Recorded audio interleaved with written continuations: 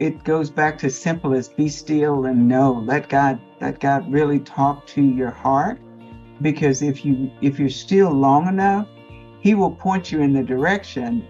Now the tough part is if you don't listen to the direction, because the direction might be don't move yet. And that's a powerful direction.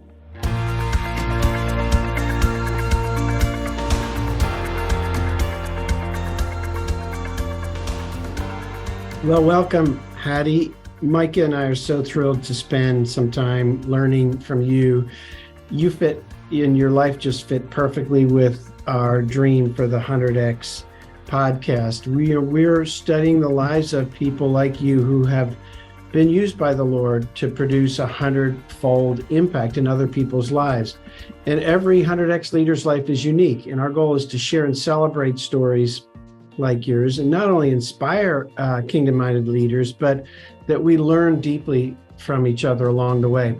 I love the story, of course, that Jesus told of the 4 kinds of soil. And he said, well, don't be like this kind of soil that is shallow and where the seed gets strangled by the cares of this world, or the soil that gets caught up in the deceitfulness of riches. But then he went on to say, the seed sown on good soil, it represents people who hear the word, which I know that you do from our journey together, accept it or take it in, and then as a result, through them, God produces a crop, some 30, some 60, or 100 times what he planted in your life and mine. So we want to uncover how you've been hearing from the Lord through a long corporate career and then a really significant and meaningful season in the more conventional ministry world and philanthropy world, and the crop that he's been producing that might be beyond your wildest dreams. So, Micah, take us into our conversation. Hattie, thanks for doing this today. I think it's always beneficial just to start off and tell everybody a little bit about how you grew up and how that's affected maybe some things that happened along the way that's affected what you're doing today. Awesome. Well, first of all, I want to thank you all so much for having me. This is it's an interesting time because messaging is so important that we hear. And so I'm in listening mode, but I'll also share my journey mode. So Lord, I love your example of the seed because I'm a farm girl. I grew up in on a rural farm in Arkansas. My mom was a single mother of 6 girls. So as you can imagine, I've been real close to a lot of seed. So that was it was a great life, even though it was a working life. So you were always working on something, but it was very values based. And that is probably what I walked away with my mom is the value of faith, the value of family, the value of education. My mother actually didn't have a high school education until after we had all graduated from high school. But she so saw that as a critical part of our upbringing. So we learned early on those values, hard work, because you had to on a farm with girls. And what I've been able to do is take a lot of those values into the rest of my life. But the one that was forever ingrained was that your faith is everything. You can gain a lot of things, but if you lose your faith, you've really lost everything. And so I spent a lot of time, still have the farm, by the way, still have seed there. And I have 3 of my siblings that are still down there on the farm. And it's always a great joy in my life to go there. I went to college right out of high school, undergraduate in political science, history, master's in psychology and rehabilitation. So it was, again, consistently, you do the educational parts first. And then I picked up a bug for training, leadership. So this is perfect for me to be talking about this because I really picked that bug up. And it took me into the next trajectory. But the basics of my family is still there. I was just home a couple of weeks ago and at my mother's little church. And so it's actually great to look back on it now because it was a wonderful place to be. That's awesome. So did you, Hattie, jump straight into corporate America, or where did you go from college? So from college, I was recruited. I was at the Hot Springs Rehabilitation Center and was recruited by the rehabilitation in Texas to come to Houston, down by Houston, actually. And so I came into Houston, and I was actually teaching part-time at the community college because I just wanted other stuff to do. And that's when I just realized the teaching part is what I love the most. And then I was promoted to the director of training and came to Dallas because that was down by Houston. And so when I came to Dallas, and this is where I think God really showed up in my life in an interesting way. I was actually asked by a friend of mine during Thanksgiving dinner. She had just been promoted in a corporation, and she was going to be managing a team. And she said, "You do that training stuff. Could you help me put something together?" And I said, "Sure, be happy to. Tell me what you're trying to accomplish. You know, the same things we've always done." And we got together the day after Thanksgiving, and she wanted to be prepared when she went back in. And so I said, "Okay." And I didn't think about paying. She was just a friend. So that's a part of your values of helping, right? And so we did the program with her, did about 3 sessions with her team, and it was great, and everybody loved it. And about maybe 2 weeks after, she asked me to meet her for dinner, and I said, "Okay, great." And I'm like, "I want to hear how it all went," and I was all excited. And so she says, "Oh, everything was great, you know that, but I'm here because we actually pay people to do what you did for us." I said, "Oh, really?" and the bug for corporate America and training was born, literally at that table that night. And I said, "How much?" I didn't even know how much to charge, you guys. It was just hysterical.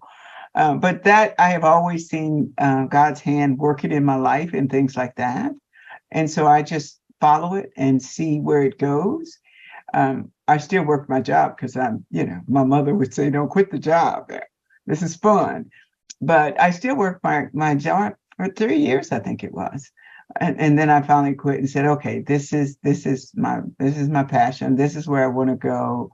And I had a wonderful a mentor in Herb Kelleher from Southwest Airlines, and we used to do a lot of work with him. And Herb was great because his focus was people and culture, so it just fit for me. But and the rest is history. I think it's 80 some countries around the world. At one point, we had 30 consultants and I don't know, 12 staff or something. But it was just a wonderful journey, and one that was not planned by me. It was clearly God's plan.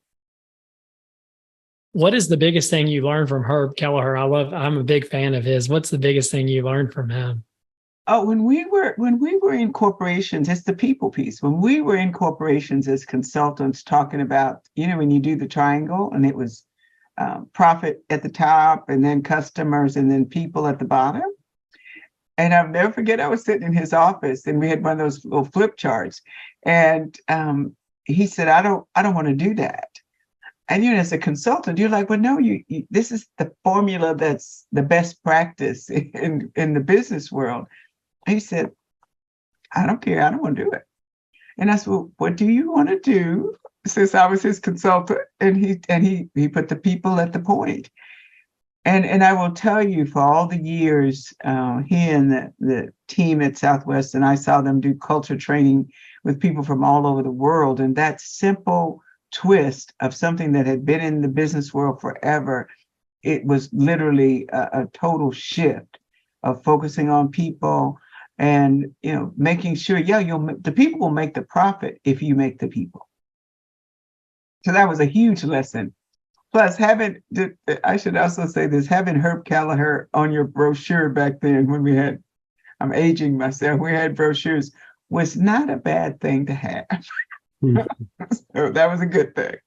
And Hattie, how did you see the Lord cultivate your unique strengths in that setting of cultivating people? What really came out to you as being your core contribution?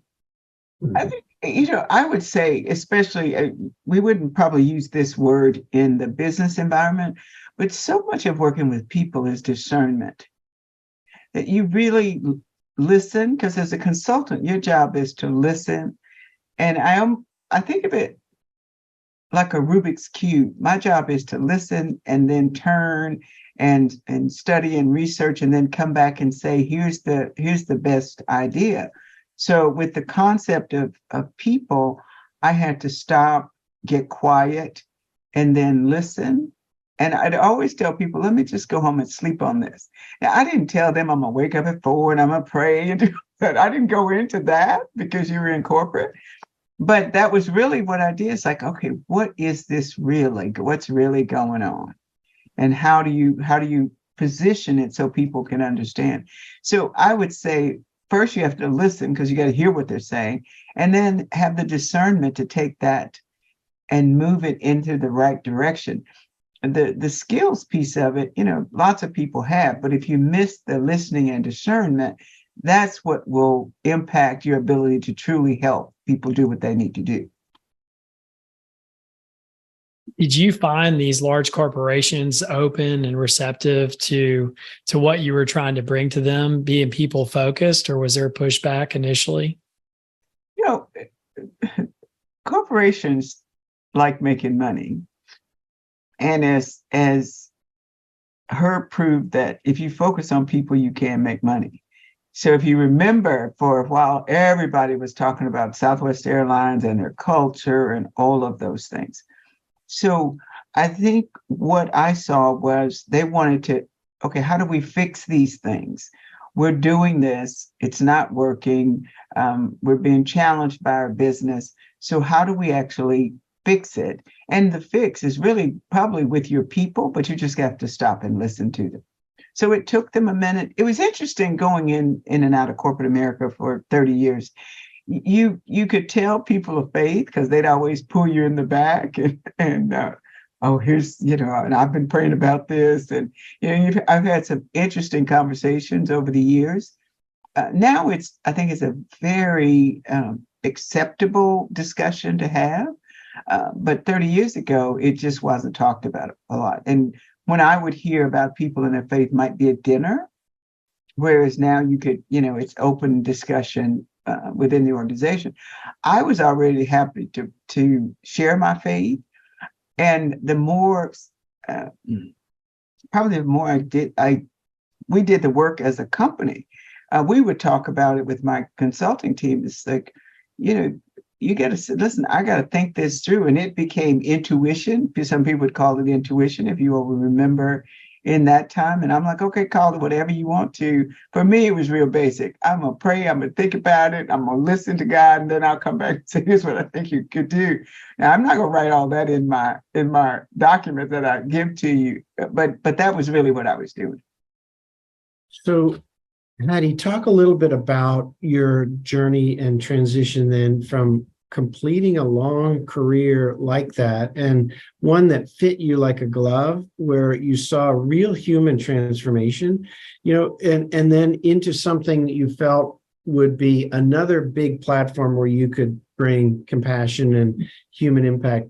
I think that so often people that come through the Halftime Institute, for example, feel like they're moving from success to significance. They feel like they've been just focused on making money and changing, either in my case, developing real estate or producing widgets or whatever. And you've been in a role in corporate America where you were listening, bringing compassion, bringing discernment, infusing salt and light where you can without necessarily labeling chapter and verse. And then you came to this season where you made a shift. So talk about that. How did you make that shift, and what was it like, and what were you doing with your friend and pastor T.D. Jakes? So T.D. Jakes is a whole conversation all by itself because he is such a huge brand. He's, I think it's 186 million households around the world.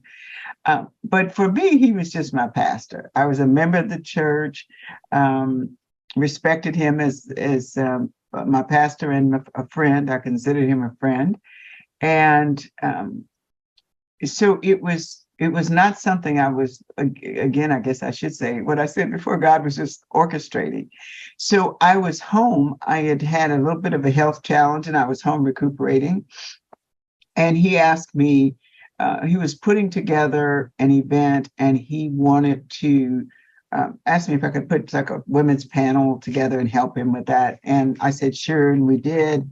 And that was 2019. And so we um, did this event for him, put together a group of women leaders, mostly of those women were corporate, and it went great.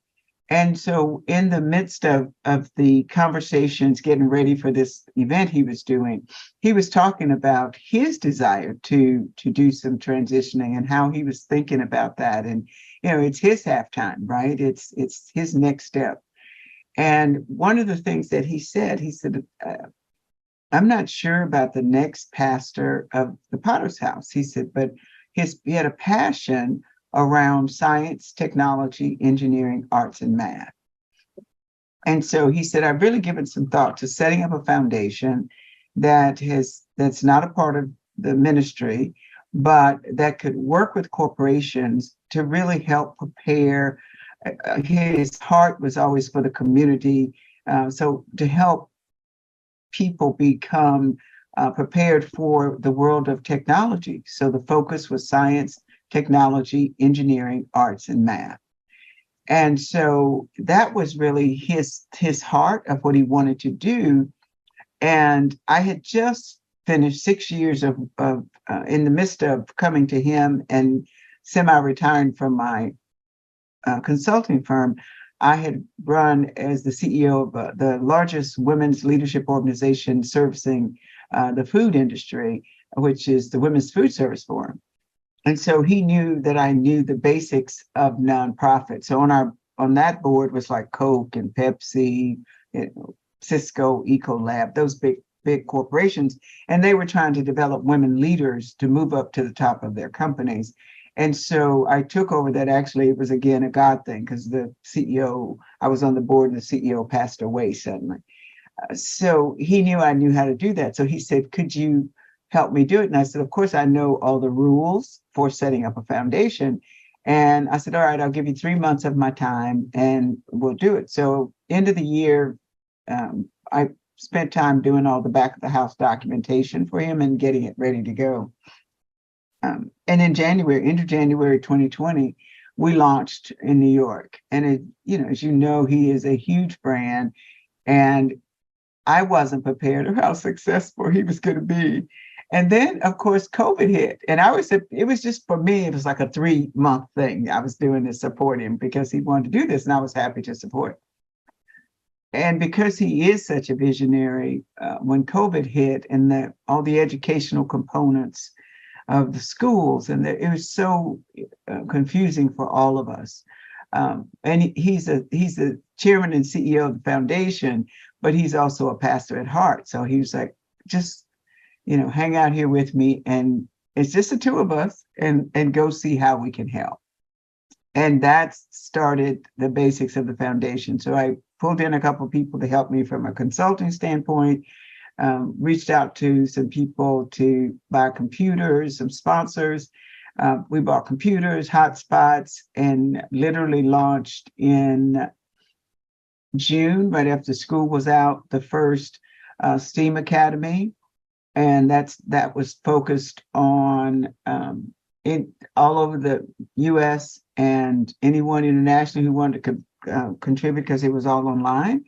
And so the first one was over 5. We ran out of space, which is why we stopped at 5,000. We had over 5,000 participants from 26 countries around the world. So I said, oh my, that's really what I said. But I will tell you, the question you ask is that when you connect with a big brand like that, you really have to understand what God's calling is for that. And I think we both were in uncharted waters. And so we both had to lean in and listen and be intentional. But he knew he wanted to make a difference. We pulled together CEOs of STEM associations all over the country, did a 300-person Zoom. So we launched it in the most interesting time. And then the more he learned, the more excited he became, and the more work we really realized there was work to do. So I couldn't just leave, because that's not what you do.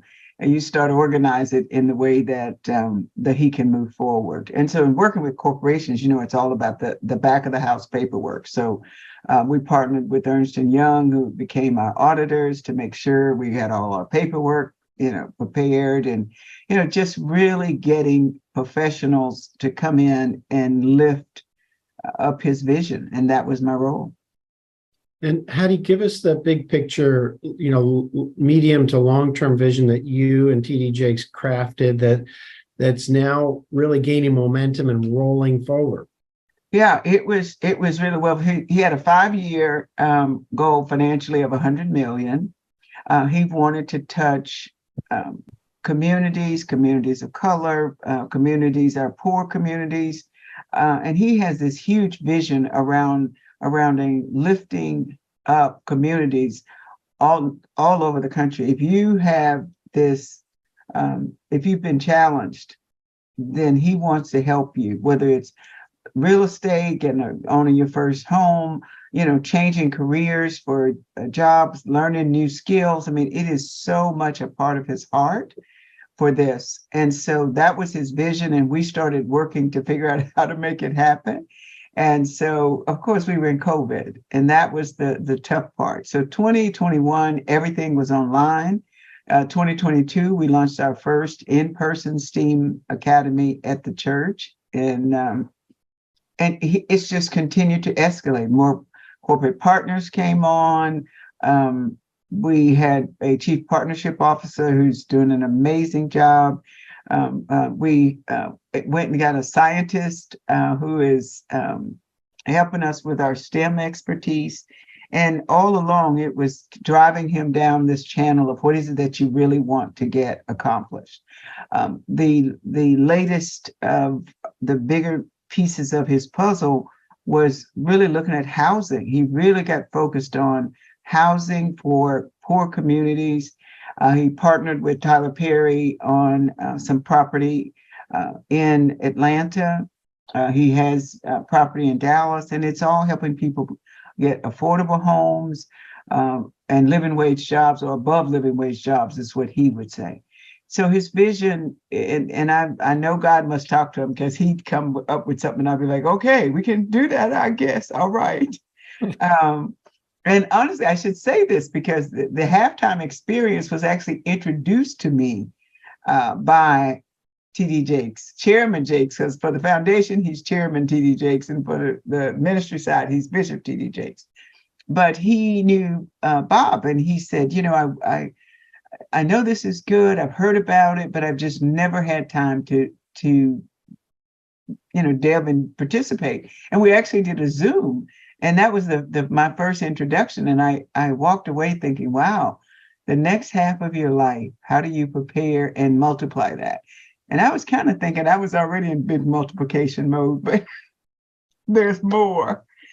So it was an awesome experience I'm watching him multiply. So the vision where we started, he is now propelled that into, just had an announcement of a major partnership that's up to $1 billion. And that money is geared toward affordable housing, real estate development, and then being able to provide loans to the poorest communities. So I'm watching him live his vision out loud, because I was close to him when he pulled all that together. Hattie, what are some things that you learned in the kind of first season of your life in your corporate career that have been really beneficial in this next season of running a large foundation? I think that people are people, no matter where you are. So it's really staying calm, listening to people. Now, the approach, corporate is very direct. And here's what we're doing, here's what we need. Whereas oftentimes in the faith-based world, it's not as direct. And so when you start looking at these, just tell me what you want and how you need it done, and I'll go get it done. That's the way corporate operates, right? Lord, yeah, that's it. And then faith-based, there's a lot of conversation. And what Bishop Jakes was able to pull out of this experience and what I see coming into light now, he just released a book called Disruptive Thinking. And after everything we went through during the pandemic and churches being closed and all that, the thinking is we have to be disruptive. We have to make alliances. Like no one would have ever thought of making a big alliance like that with a corporation. It just was never thought of. So it's changing, knowing that your goals are the same, but your approach may be different. And then the biggest piece that I wanted to contribute as I was planning my exit in the beginning of 2023 was it actually 2022, because I really didn't come to stay. But I thought, how can I best help this in this transitional season of my life? And it was get the expertise. So, for example, convincing a person who's a STEM executive to leave their work and come and work for a startup foundation, because she was in education. That was some conversation. But being able to do the work of getting the right talent so the work can continue. And also, you don't come to stay, you come to make a difference. That's a one big thing that I learned, is that you come to make a difference and move on. Yeah, and that's so freeing, right, Hattie? Because now as you think about the next season, you have the confidence to stop, listen to your heart, listen to the Lord, rest, actually, because you had some illness during COVID at the same time, which was tiring, and you had family member losses, and then to realize that the next season might be 5 or 10 years or 3 years or 4 years. It's not like you're signing up for the next platform and you've got to stick with it until you're 96. Oh, that's pretty freeing, I think. Well, I think you have the corporate season, and then it was the kingdom season, which I love that, which was my foundation season, right? Because even the other foundation I worked for, to me, it was a God move. And then you start to think about, okay, I've given all of that, and you give so much of yourself, physically, mentally, emotionally. And you're right, I did have health challenges. And so the final piece of that is you take a breath and say, now I've given to everyone else. How do I start thinking about me? Yeah. You know what I love? The analogy when I see people in the transition you're currently in, having just intentionally stepped out of the T.D. Jakes Foundation into a season of rest and renewal and transition, is to liken it to Olympic swimmers. You know, the fastest swimmers in the world, when they come to the end of a lap, they take a kick turn and a glide. Mm-hmm. And they don't take the glide because they're lazy or because they're tired. They take it because that's how you win a race, right? Right. So what are you learning now about this glide season? Because you've really just, gotten started on it. So I think for the biggest piece of me is to be still and know. Got to get quiet, because I sort of went especially into my halftime experience running, and really trying to get stuff done instead of be. And so now the glide for me is be, listen, let make space for those things that I really need to hear. And I had a wonderful coach who told me to say no to a lot of things, and I'm practicing that. The best thing I learned is how to say no, and telling people I'm taking a sabbatical, and not let my ego get caught up in, they asked me to come run this. Right now, I need to run my corporation of me and my life and my family's life and all of those things. That has to be the priority, because for 35 years, I've made everything else the priority. That's really good, Hattie. As people approach that season of life, what is the best piece of wisdom you have for them besides just being still for a moment? Are there other things you've learned in this last 12 months through the halftime experience that you would encourage others to think about if they're in a similar season? So I think that it's the toughest part of being a leader who's a busy person is the stillness. So it was, for me, there were three things I noticed: stillness, patience, because you want it to be, we're used to fast move. Okay, let's do it. We're done. All right, thanks. Bye, move on. That. So it was, first of all, just the basics of your prayers, let God talk to you in your secret place, in your time, hear from him, not hear from, you get a lot of input, and everybody want to tell you what you should do. And of course, because I worked for T.D. Jakes, everybody want to tell you, you need to come work for me and bring this you learned and all of that. I think it goes back to simple as be still and know. Let God really talk to your heart, because if you're still long enough, he will point you in the direction. Now, the tough part is if you don't listen to the direction, because the direction might be don't move yet. And that's a powerful direction. So be still, listen, go back, ask questions, get clarity. Don't feel like we have to prove something. We've already proved something. So really, at this point, it is what I really need to prove more than to anyone else. It's what do I need to prove to myself.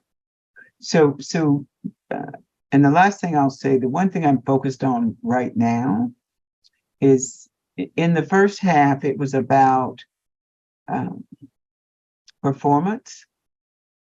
Whether it was me, whether it's my team, you're performing all over the world. You go in, you execute, you solve whatever the problem is, you get if it's legal issues, whatever you're doing. We were in human resources, and so it's performance, performance, performance. In this stage, I'm asking God to keep me in his presence.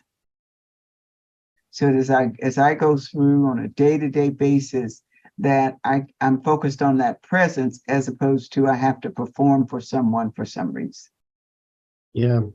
I remember my mentor, Bob Buford, once saying to me when I was in his office, he said, Lloyd, you come in here and you always show me your goals and you've got these to-do lists. And he said, I want you to, for the next year, I want you to do something for me. When you start a new to-do list, I want you, the first line at the top, I want you to write smog. And I said, smog? And he said, yeah, see more of God. Oh, nice. He said, Lloyd, you're just rushing past it. And I can see God working. And I think you're just caught up in the activities. And so actually, and even that was many years ago, but even this year, my passwords are a derivative of hear the Holy Spirit. So that, every time I go to get into this computer or whatever, I've got, and it's just a daily reminder to slow down, listen. It's funny because you can be the soil that produces 100-fold without rushing. You notice that those verses Jesus talked about say they heard the word and they took it in and they produced. It's like if you stop and hear, like you're talking about, take it into your heart and ruminate on it, and then God will produce the results. Doesn't mean you and I don't have to go do something eventually, but gosh, Bob Buford was trying to get me to have a to-do list that started with just seeing more of God every day in my journey. Well, and I think the big lesson for me is that when you're in a performance culture, and corporate and business is very much performative. And so we measure ourselves by the yardstick of what I made, what I did, all of those things. And so I had to put myself in the mindset that being in God's presence had a measurement. And so I have to look at how I measure my day. How often do I get caught up in all kinds of stuff? And how often, my big measurement now is how often I get to say no. No, that's my favorite. But, in a week, how many times did you say no to something? And then how many times did you say yes? And then I check the list and I go, okay, did I said yes to something that I shouldn't commit to? And it's simple things. I mean, and I'll give you an example. We're having a family reunion and it's in Dallas. And normally I take the lead on all of that. And so I said to my younger sister, who is perfectly capable, you want to take the lead. I don't want to track people's money. I don't want to get in the midst of all that. Normally, I would have immediately said, okay, I'll take it. I have an assistant. We can do this. But and so it can be small things or it can be big things. But if we are multipliers as individuals, we multiply everything we touch. That's just what we do. And so it's what I'm trying to multiply is things in his presence as opposed to in the performative stages. Thank you for listening to the 100X podcast. Please subscribe to the show on your favorite podcast service. We would greatly appreciate it if you could rate the show and leave us a review. This podcast is sponsored by Anchor Investments, whose mission is to build America's most generous real estate company. To learn more, please visit anchorinv.com.